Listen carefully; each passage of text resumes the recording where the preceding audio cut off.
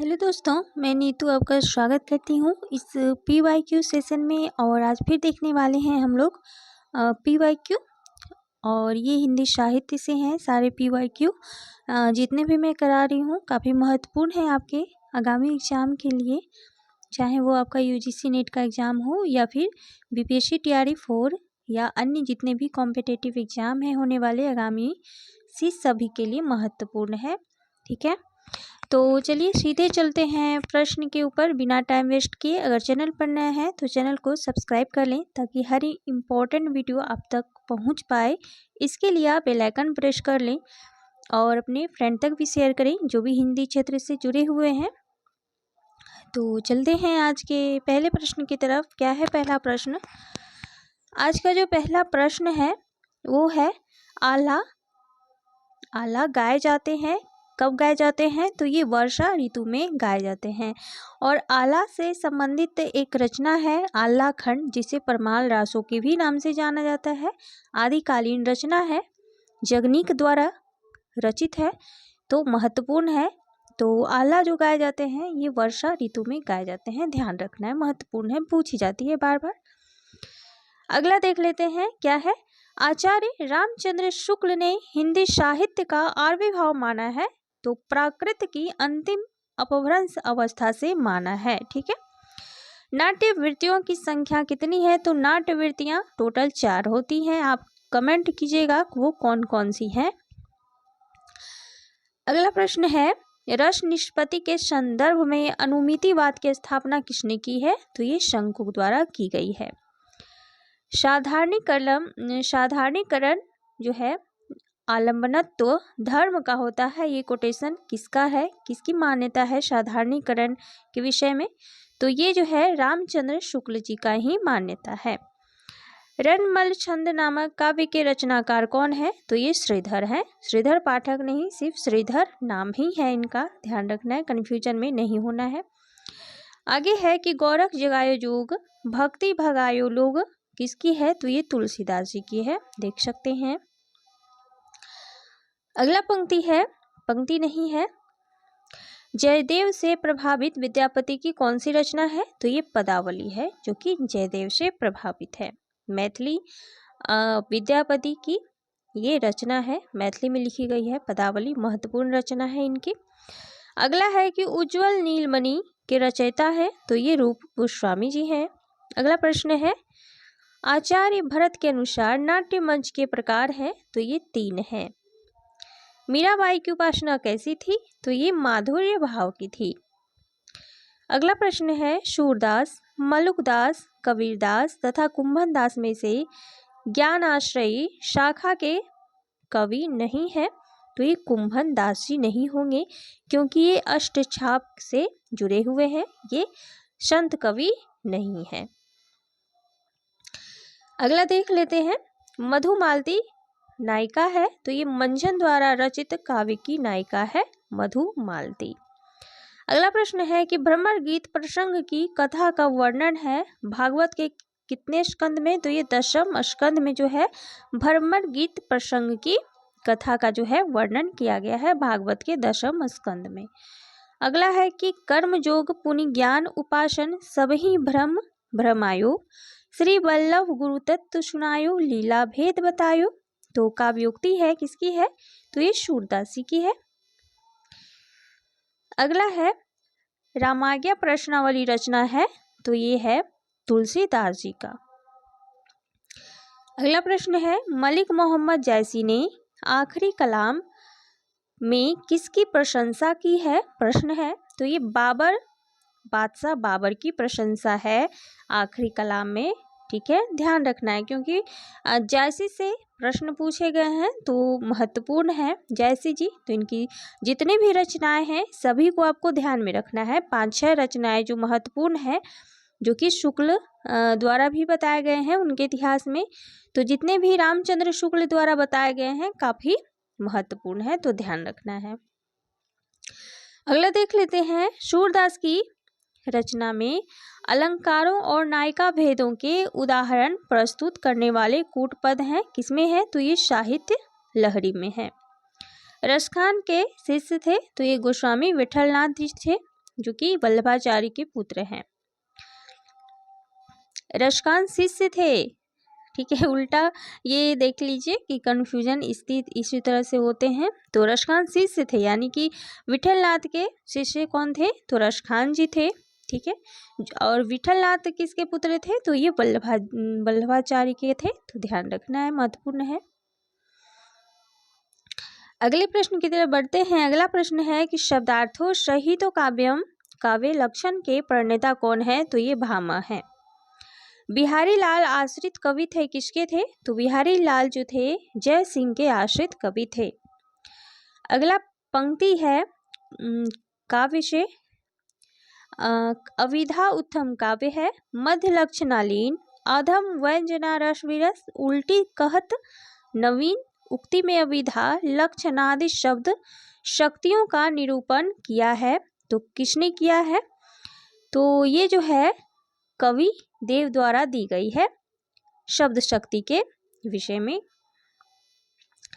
अगला है अम्य हलाहल मद भरे श्वेत श्वेत श्वेत स्वयं रतनाल जियत मरत झुकी झुकी परत जे ही चितवत एक बार। तो दोहा वर्णित जो है ये अंग दर्पण में है, रसलीन की ही है, ध्यान रखना है आपको।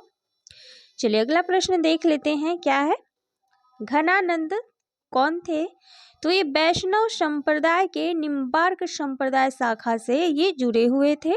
और घनानंद जो थे ये रीति मुक्त कवि थे, आपको ध्यान रखना है। अगला प्रश्न है अपनी कहानी का आरंभ भी उन्होंने इस ढंग से किया है जैसे लखनऊ के भाड़ घोड़ा कुदाते हुए महफिल में आते हैं। आचार्य रामचंद्र शुक्ल ने कहा है, तो किसके बारे में, तो ये इंशाअल्लाह खां के संदर्भ में इन्होंने ऐसी बातें अपने ही इतिहास ग्रंथ में लिखी हुई है। तो जितना भी फोर्ट विलियम में जो 4 जो रचनाकार जुड़े हुए थे वो महत्वपूर्ण थे सभी, तो उन्हीं के बारे में इन्होंने ऐसा कहा हुआ है, तो आपको ध्यान रखना है। अगला प्रश्न क्या है, तो अगला प्रश्न है कि सखा प्यारे कृष्ण के गुलाम राधा रानी के यह पंक्ति है, तो ये भारतेंदु हरिश्चंद्र के बारे में कही गई है, पंक्ति उन्हीं के है। अगला है कि कृष्णायन रचना किसकी है, तो ये महाकाव्य विधा की है, कृष्णायन द्वारका प्रसाद जी का है, ध्यान रखना है, 1948 की रचना है। अगला प्रश्न देख लेते हैं, लाला सीताराम हजारी प्रसाद द्विवेदी, लाला सीताराम हजारी प्रसाद द्विवेदी, मोहन राकेश तथा नागार्जुन में से कालिदास के मेघदूत का अनुवादक कौन नहीं है, तो ये मोहन राकेश जी नहीं है, ध्यान रखना है। आगे है कि संयोगिता स्वयंवर महाराणा प्रताप तप्ता संवरण तथा रणधीर प्रेम मोहिनी में से श्रीनिवास दास का नाटक नहीं है, तो ये महाराणा प्रताप नहीं है, बाकी सभी इन्हीं की नाटक है। आगे है भाग्यवती उपन्यास है, तो ये सामाजिक उपन्यास रहा है भाग्यवती, श्रद्धाराम फिल्लोरी का, ध्यान रखना है, 1877 की ये उपन्यास है, शुरुआती उपन्यास है, महत्वपूर्ण है, पूछी जाती है बार बार। अगला प्रश्न देख लेते हैं कि खड़ी बोली में लिखित हिंदी का प्रथम महाकाव्य है, तो ये प्रिय प्रवास है, किसकी है, तो हरिओत जी का है। कब लिखी गई है, तो 1914 में लिखी गई है। क्यों इतना महत्वपूर्ण है, क्योंकि खड़ी बोली की प्रथम महाकाव्य है, ध्यान रखना है। अगला प्रश्न देख लेते हैं, भारत भारती का रचनाकार क्या है, तो ये 12 दी गई है, तो गलत है यहाँ पर, क्योंकि ऑप्शन में 12 दिया गया था और सही भी माना गया है, लेकिन जो है इसका रचनाकार 1912 होगा, ठीक है, यहाँ पर 11 दी गई है। और देख लीजिए यूजीसी ने अपने उत्तर कुंजी में इस प्रश्न का उत्तर सन 1912 दिया है, जो इस प्रकाशन काल का सही ये टाइम पीरियड है, सुधारा गया था ये बाद में। चलिए आगे देख लेते हैं।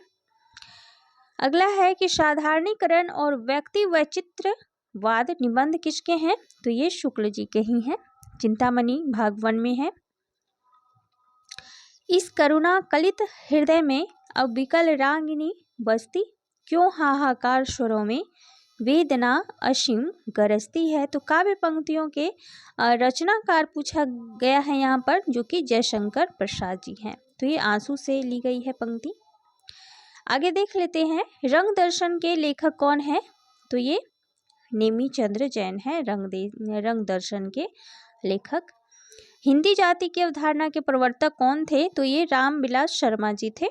उपेंद्र नाथ अश्क, प्रेमचंद्र, विष्णु प्रभाकर और जैनेन्द्र में से गांधीवादी साहित्यकार नहीं है माने जाते, तो उपेंद्र नाथ अश्क नहीं माने जाते हैं और प्रेमचंद्र, विष्णु प्रभाकर और जैनेन्द्र जो हैं गांधीवादी साहित्यकार माने जाते हैं, जो कि इनकी उपन्यासों में, इनकी रचनाओं में आप देख सकते हैं बखूबी कि गांधी दर्शन आपको मिल जाती है। और प्रेमचंद्र के तो उपन्यासों में भली भांति नजर आती है और जैनेन्द्र के भी उपन्यास में, विष्णु प्रभाकर जी के भी उपन्यास में इस तरह की रचनाएं जो गांधी के विचारों से जुड़ी है आपको मिल जाती है और आपने पढ़ा भी होगा यूजीसी नेट के दौरान। चलिए अगला प्रश्न देख लेते हैं। क्या है अगला प्रश्न? कुंतक ने वक्रोक्ति के भेद माने हैं, तो वक्रोक्ति के जो है 6 भेद हैं। प्रतीकवादी आंदोलन का उदय हुआ था कहाँ पे? तो ये फ्रांस में हुआ था। अगला प्रश्न देख लेते हैं। क्या है?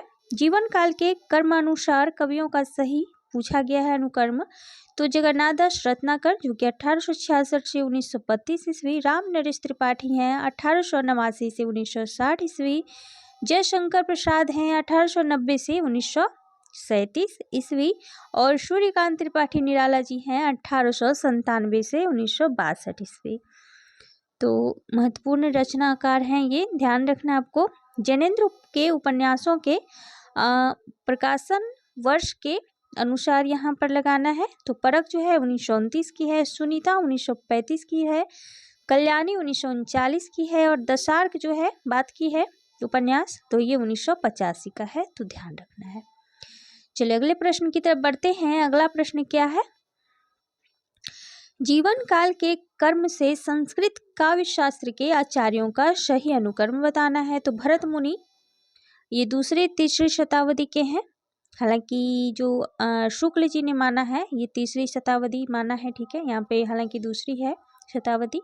भट्टलोलक जो है 8वीं शताब्दी, शंकुक जो है 850 ईस्वी, भट्टार्क जो है ये 9वीं 10वीं शती के आसपास हैं, तो ध्यान रखना है सभी को, महत्वपूर्ण है। संस्कृत काव्य शास्त्र संबंधित आचार्य हैं ये सभी। अगले प्रश्न पर बढ़ते हैं। अगला है कि प्रकाशन वर्ष के अनुसार आंचलिक उपन्यासों का सही अनुक्रम बताना है। तो देहाती दुनिया ये शिव पूजन सहाय की रचना है, आंचलिक उपन्यास है देहाती दुनिया। बलचनमा नागार्जुन का है 1952 ईस्वी। मैला आंचल जो है फणीश्वर नाथ रेणु का 1954 ईस्वी। सागर लहरी और मनुष्य 1955 का है। उदय प्रकाश नहीं है, मैं भूल रही हूँ अभी, ठीक है, तो अगर आपको याद हो तो आप बताइएगा, ठीक है। सागर लहरे और मनुष्य, ठीक है, जरूर कमेंट कीजिएगा इसके रचनाकार कौन है। चलिए अगला है देख लेते हैं। उदय प्रकाश भट्ट हैं शायद, सागर लहरी और मनुष्य, एग्जैक्ट याद नहीं आ रहा है मुझे, लेकिन आपको अगर याद हो तो आप कमेंट में जरूर से बताइएगा। चलिए अगला प्रश्न देख लेते हैं। क्या है? प्रकाशन वर्ष के अनुसार पत्र संग्रहों का सही अनुक्रम बताना है। तो चिट्ठी पत्री जो कि 1962 की रचना है। फाइल प्रोफाइल 1970 ईस्वी। 200 पत्र बच्चन के नाम 1971 ईस्वी और प्रसाद के नाम पत्र 1976 ईस्वी, ठीक है। और एक चीज़ मैं बताना चाहूँगी, जैसा कि यहाँ पर रचना काल दिया गया है 1925, लेकिन 1925 नहीं 1926 होगा इसका रचना काल, क्योंकि मूल बुक में यानी कि मूल किताब में ये यहाँ पर 1926 ही दिया गया है और यहाँ पर 1925 दिया गया है, लेकिन 26 ध्यान में रखिएगा। ऑप्शन के हिसाब से आपको टिक आउट करना है। चलिए अगला देख लेते हैं। सूर्यकांत त्रिपाठी निराला के रचनाओं का प्रकाशन वर्ष के अनुसार आपको अनुक्रम बताना है। तो जूही की कली 1916 और जूही की कली यही वो रचना है जिसे महावीर प्रसाद द्विवेदी ने अपनी पत्रिका सरस्वती पत्रिका में छापने से इनकार कर दिया था, जो कि उस टाइम में बहुत ही बड़ी बवाल थी उठी हुई इस बात को लेकर, ये जूही की कली, ठीक है। तो इस फैक्ट को भी ध्यान रखना है कि ऐसी कौन सी रचना है जिसे लौटा दिया गया था। तो यही वो रचना है जूही की कली, निराला जी की। आगे है अनामिका जो कि 1923 की रचना है। तुलसीदास 1938 और अपरा 1946 की रचना है। अगले प्रश्न पे बढ़ते हैं। अगला प्रश्न है उपन्यासों का प्रकाशन वर्ष के अनुसार सही अनुक्रम बताना है। तो सूरज का 7वां घोड़ा जो कि धर्मवीर भारती जी का है 1952 ईस्वी का। बहती गंगा 1952 की ही है। सोया हुआ जल 1955 और कंदील और कुहासे जो कि 1969 ईस्वी का है। तो ये जो भी सुधार कर दिया गया है वो यही है, तो इसे पढ़ना उतना ये नहीं है। चलिए अगला देख लेते हैं। अगला क्या है प्रश्न, समाचार पत्रों का प्रकाशन वर्ष के अनुसार क्रम बताना है। तो उदंत मार्तंड जो कि 30 मई 1826 की है, जुगल किशोर, पंडित जुगल किशोर जो कि कलकत्ता से निकलती थी ये, और पहली पत्रिका है ये, ध्यान रखना है हिंदी की पहली पत्रिका है। प्रजा मित्र 1834 ईस्वी। प्रजा हितैषी ये लक्ष्मण सिंह का है 1855 और आगरा अखबार 1870 का है। तो ये महत्वपूर्ण सभी है पत्र, ध्यान रखना है। चलिए अगला देख लेते हैं। कुबेर नाथ राय के निबंधों का प्रकाशन काल के अनुसार सही अनुक्रम बताना है। तो रस आखेटक 1971 है, गंधमादन 1972 है, निषाद बांसुरी 1976 होगा, और आगम की नाव 2008 है यहाँ पर, लेकिन 2002 भी है तो ध्यान रखना है। चलिए अगला देख लेते हैं। जीवन काल की दृष्टि से निबंधकारों का अनुक्रम बताना है। तो महावीर प्रसाद द्विवेदी 1864 से 1938 ईस्वी। बाल मुकुंद गुप्त यहाँ 1864 है, तो ये 1865 से 1907 ईस्वी। सरदार पूर्ण सिंह 1881 से 1931 और रामचंद्र शुक्ल जो हैं वो 1884 से 1941 के बीच हैं। अगला प्रश्न देख लेते हैं। हरशंकर परसाई के निबंध संग्रहों का प्रकाशन वर्ष के अनुसार अनुक्रम बताना है। तो पगडंडियों का जमाना 1966 ईस्वी।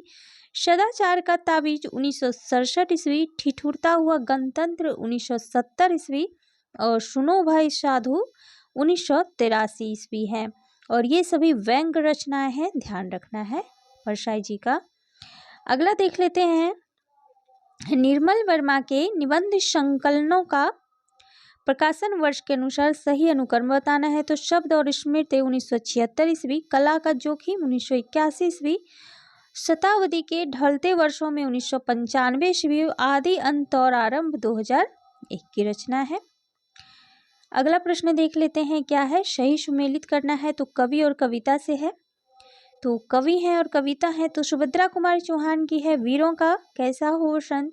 महादेवी वर्मा रश्मि 1932 का है। माखनलाल चतुर्वेदी कैदी और कोकिला है, उनकी एक कविता है, ये कविता संग्रह नहीं है।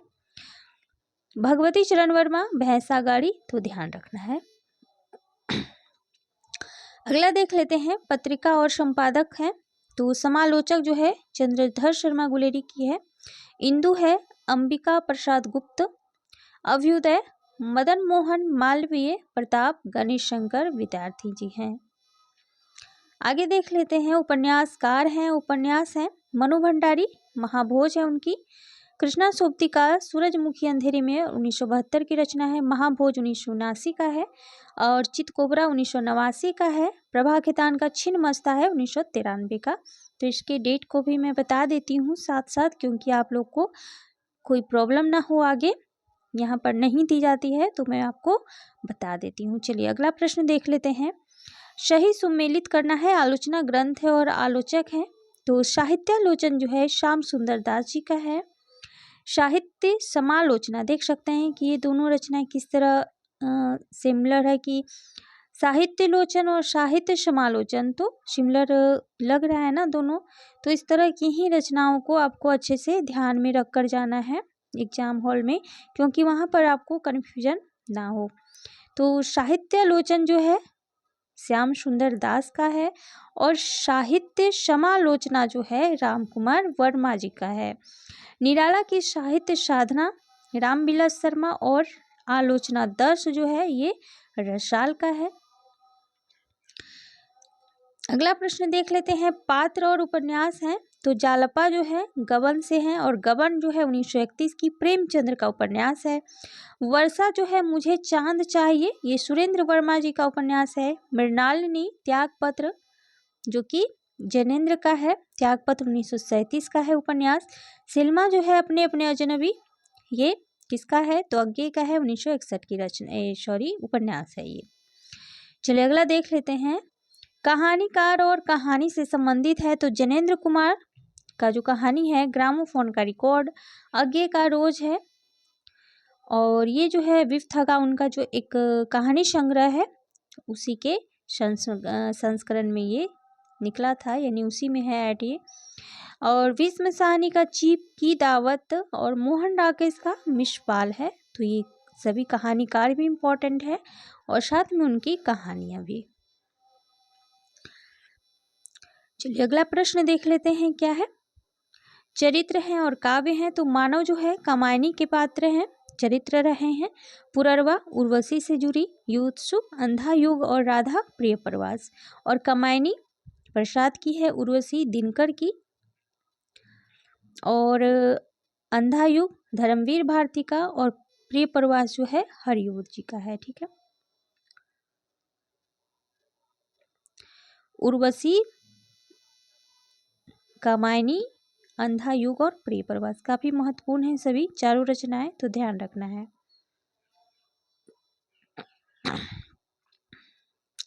एक उर्वशी प्रसाद का भी है, तो मैंने कई बार इसका जिक्र भी किया है, तो आपको ध्यान रखना है इस तरह की रचनाओं को। चलिए अगला प्रश्न देख लेते हैं। सिद्धांत है और विचारक हैं तो उदात्त तत्व किसने दिया था, तो ये लॉन्जाइनस ने दिया था। संरचनावाद सश्यूर, विखंडनवाद जॉग दरिदा, और निर्व्यक्तिकता का सिद्धांत जो है ये टी.एस. एलियट ने दिया था, काफी मशहूर है इनका निर्व्यक्तिकता का सिद्धांत है।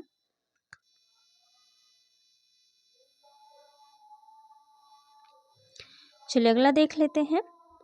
कछुआ धर्म और चंद्रधर शर्मा गुलेरी ये निबंधकार हैं, कछुआ धर्म इनका निबंध है। आचरण की सभ्यता सरदार पूर्ण सिंह, तुम चंदन हम पानी विद्यानिवास मिश्र हैं।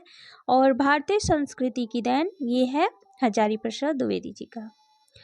अगला और आज का लास्ट प्रश्न है कि रस और स्थायी भाव दी गई है और यहाँ से बीपीएससी तैयारी में प्रश्न पूछे गए थे।